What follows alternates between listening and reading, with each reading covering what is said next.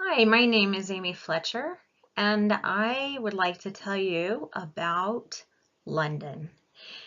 I went to London with a group of SUU students to see the history, the theater, the arts, the museums, and the artistic people and the history of this beautiful city and an ancient city. Some structures in London go clear back to the Roman Empire. Uh, which is very interesting to see the ancient and the modern side. During the trip, I tried to learn how to take a selfie. On a free day, we went to Stonehenge. We learned about this remarkable landmark and iconic place and the mysteries of the times before recorded history, which was fascinating. We also went to Bath. This was a really beautiful place. It was kind of like being in Rome. It was very ancient and a fun, happy place. The natural hot springs were very interesting to me. I thought that the health tourism, being an ancient economy for this place and a reason to draw people to it, was interesting. We went to the Prime Meridian in Greenwich.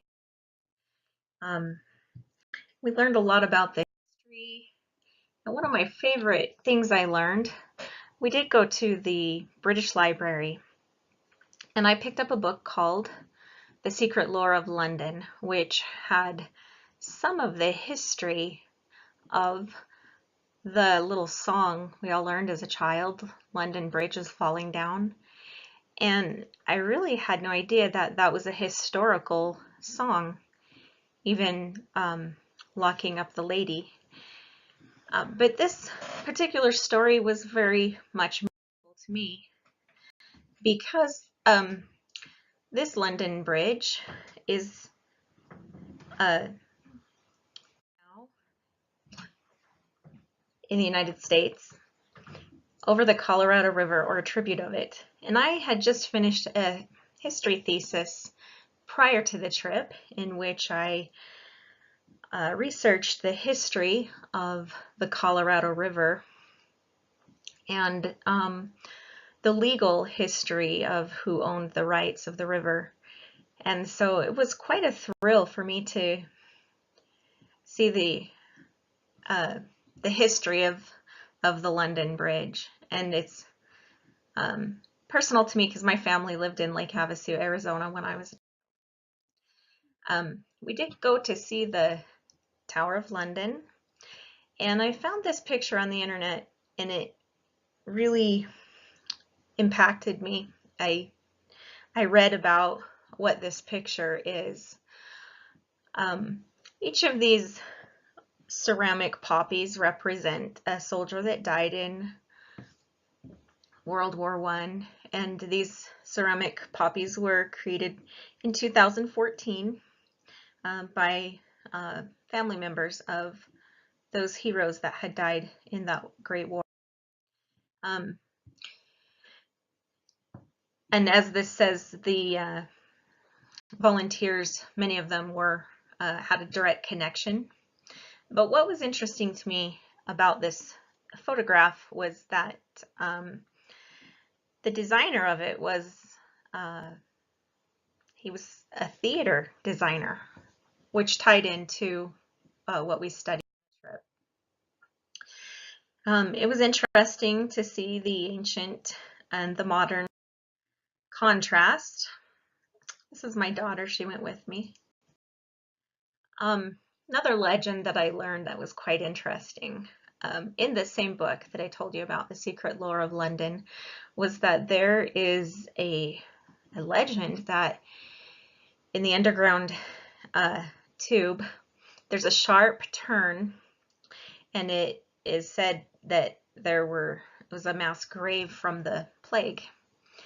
I remember going past that curve, which exciting for me to read about when I got home. Of course, a study abroad experience gives you a different relationship with money. It's not familiar, and that's something that had to be learned and experienced. And as I thought about the difference in their money and our money, I took a look into the taxes and how it's similar and how it's different. One of my favorite museum exhibits was in the British Museum. This is a long exhibit. It kind of looks like a quilt. It's pharmaceutical items that one would use from cradle to grave is the name of it. And it was interesting to me to just look at a lifetime of pills. It caused me to think about the impact that that has on health, wellness, and even the environment. That was a fascinating exhibit. I work in healthcare, and so healthcare was a fascinating thing for me to take a look at and see how theirs is different and how it's similar. I wrote some facts about that I had learned. Art is everywhere in London, which is fabulous. Especially the street performers are fun. This is my favorite exhibit that was in the Tate Modern. This is a tower of radios from the old ones to the newer ones. They get smaller. There's even art in chewing gum. This is the artist who is painting these little gumdrop works of art.